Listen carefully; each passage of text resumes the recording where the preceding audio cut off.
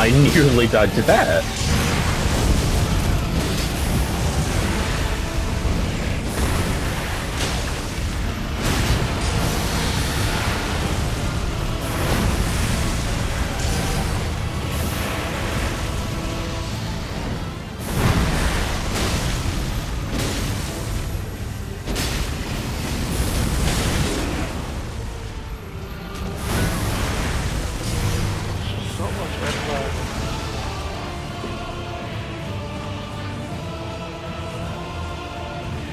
I sure hope that thing isn't timed, because that would be awful if it was. That move. Because I'm out of heals. The pillars, yes. Nah, I had no choice. It's the best I had. I don't know if he does it or if it is just timed, but I see them like gaining the countdown rings, but they go upwards. You know. What I meant more so is like if it's a Melania-esque move where Waterfowl has a cooldown, but it's not a move she'll do every so often. Like she'll activate it when she feels like it. I don't know.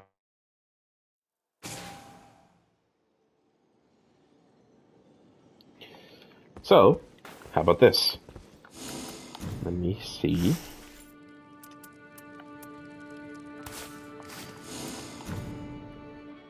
What do I have?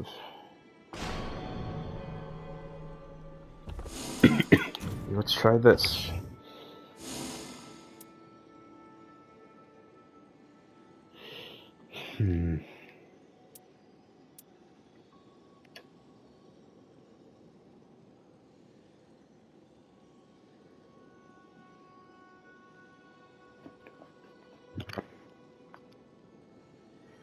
Hello.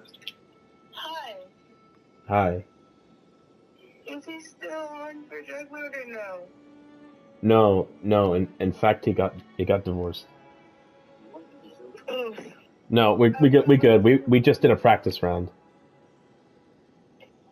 Oh yeah? Yeah, you can hop on whenever. Okay, I'm getting on in a minute. E. I'll Alright. see you in a sec. What up, dog?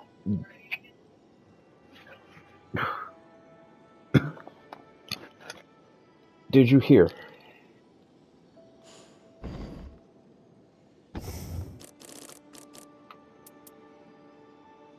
Cursor attack pad. Where the hell is this shit? That shall be on shortly. Yes. Okay. So yeah, I was gonna do a run as Iron Eye, because that would have made that so much simpler, but yeah, that's just awful. That was bad.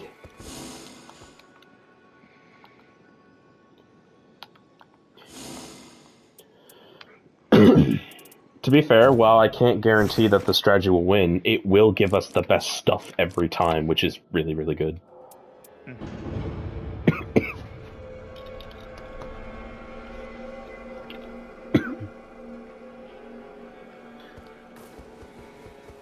How can I? It is time to finish the. You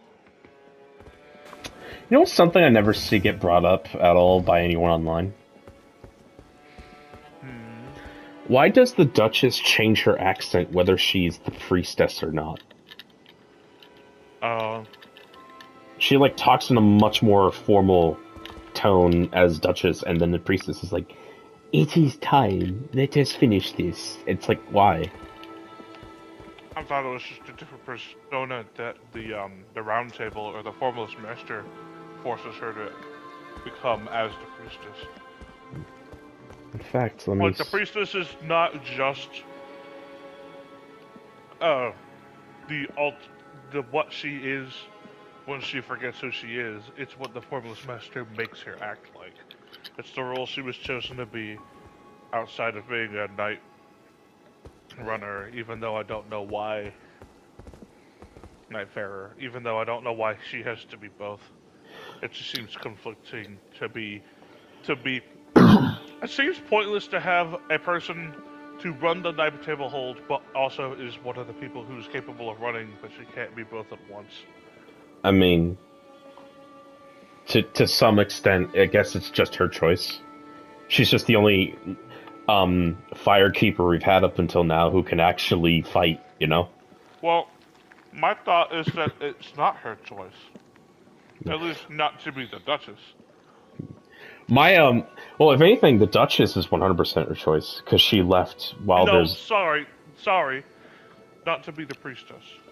Yeah. In that case, she was pre-selected before she was born. And Exactly. it was likely due to the nature of her being born during the night and having some darkness in her that made her, like, good for this, question mark. So,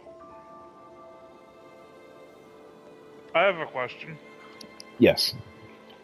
I know the Revenant wasn't the person formerly, but considering she was brought into existence through the night, to revenge against the night, what makes her any different from the Dreadlord?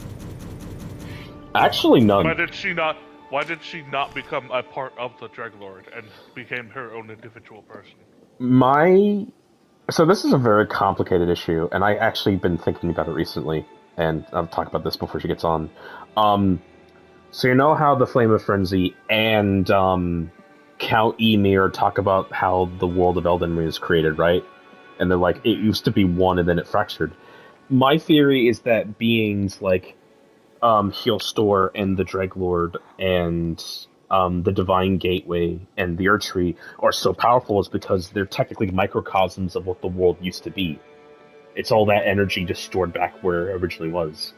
And what we learned from Scholar's quest line, especially the chapter you just completed, is that not all of the Dreglord is willing to be a part of it. The only thing it shares in common with every single soul is that they all hate the night. In some cases, some souls in the Dreglord hate their own existence, but their hatred of the night is so strong it forces them to come together.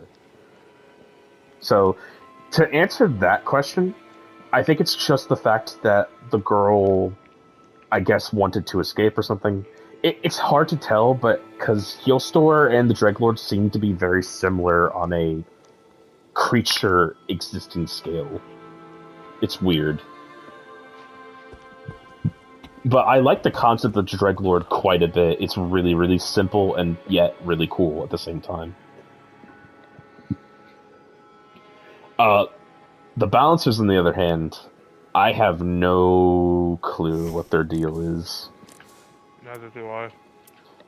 The Everdark provides some implications, but I'm not sure still what that means.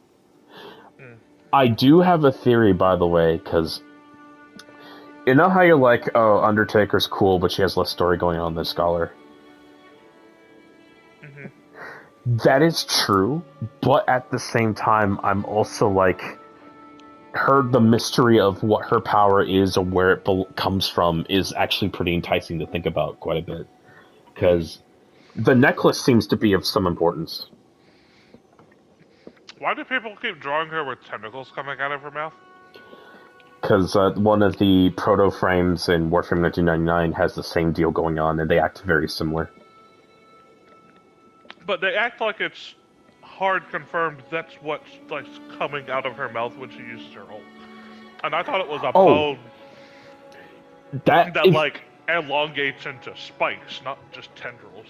That's not a bone. That is literally her fucking spine. It's like the bottom So tail then why are portion. people drawing it as So then why are people drawing it as tentacles? I don't know. I saw a fan art today of Recluse using her ult, and on the end of her red ribbons are like tiny little embryos of babies. And it's like, why? I get she has a baby thing going on, but... I sent you a picture. I saw it. He's cute. I've got more. Uh-oh. Including this one, this one.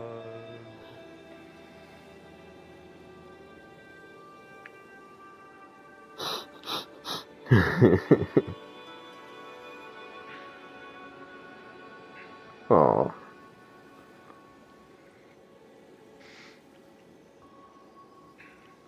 That one's very, very cute, the painter. I've seen some images of the Executor as a woman now. I guess canon. To some degree.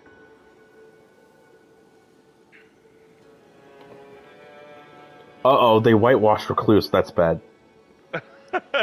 I never like seeing Recluse in depictions that make her like a black woman, because I'm pretty sure she's not a literal in real life black woman. She's literally pitch black stone skin potentially. I don't care that hard. It's a interpretation thing, and even then, like, the tone of character she has could be black or white. Yeah. There's the Balancers being afraid of Augur. Aww. By the way, I have a small video for you to direct to you before we start. Guy who made Hop On to NIGHTREIGN made a sequel. So good. Tell me when you start. I'll be at 0. Because I'll just There was a really good one. I can't find the actual image of, but it's Undertaker going, it's like I'm being accepted by them, and it's Revenant holding out a Starlight Shard going, ¿Quieres? Yeah. Alright. Ready? Yeah. 3, 2, 1, now.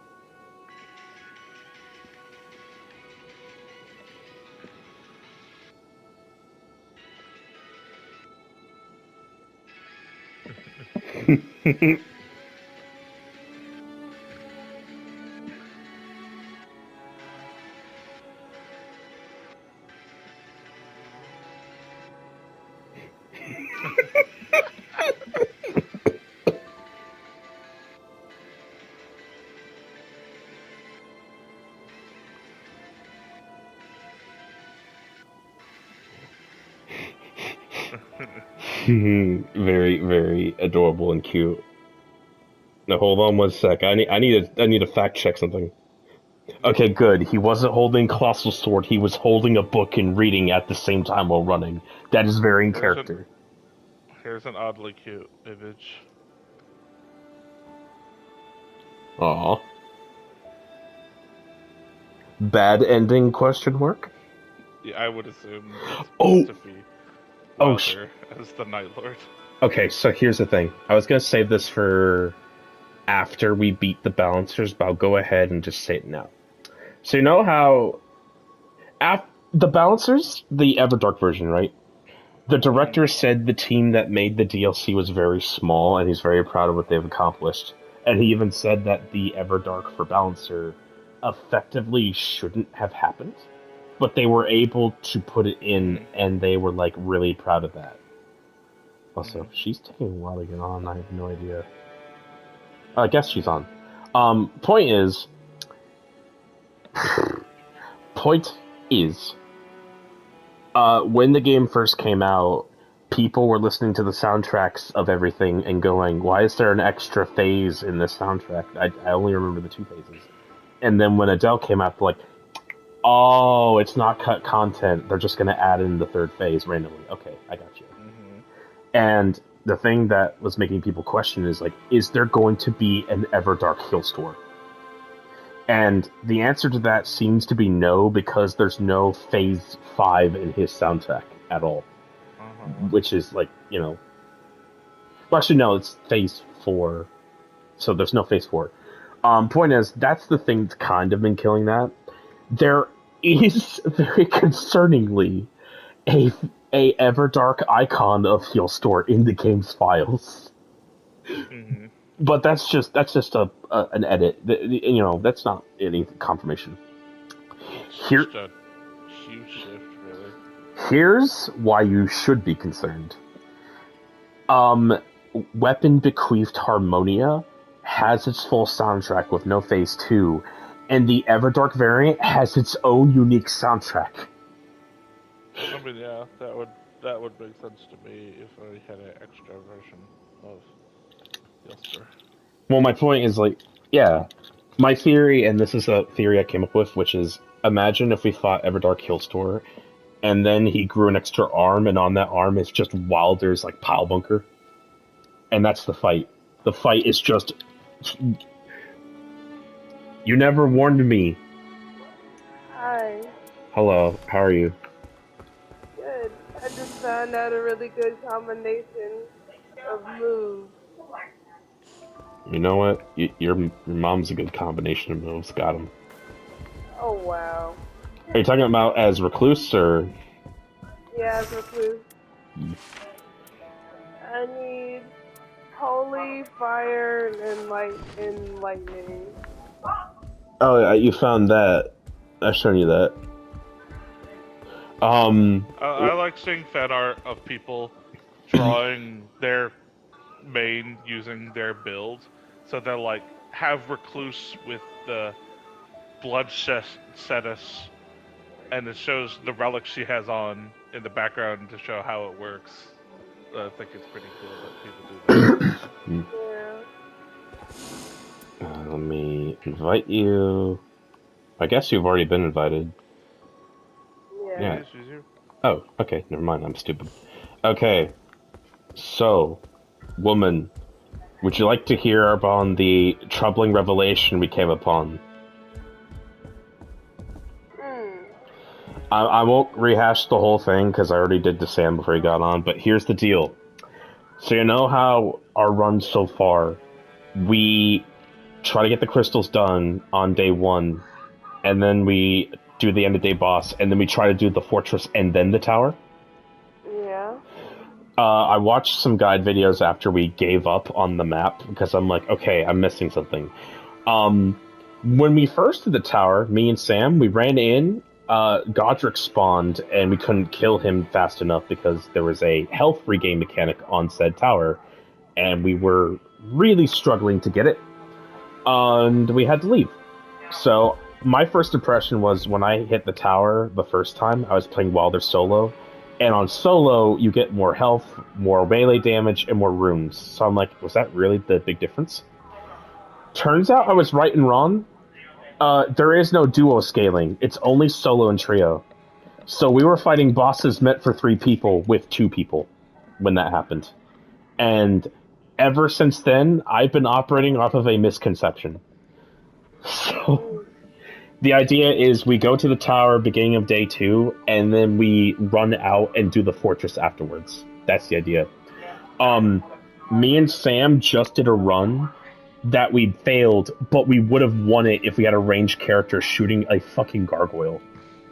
It was awful. So, we're doing that. Are you gonna stick with Recluse on this?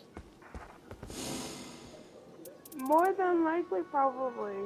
After learning a good cocktail. That cocktail I just learned, I wish I learned it before. I'm mad about it, but Is it's it okay. fire or is it lightning strike? It's the lightning strike. It's. I did show you that like twice, actually. Did you? Yeah. I don't remember. First one was like before you started the game. Second one was probably when you were just starting. So that makes sense. If you ever need a refresher, the guidebook in the sparring grounds tells you the combination.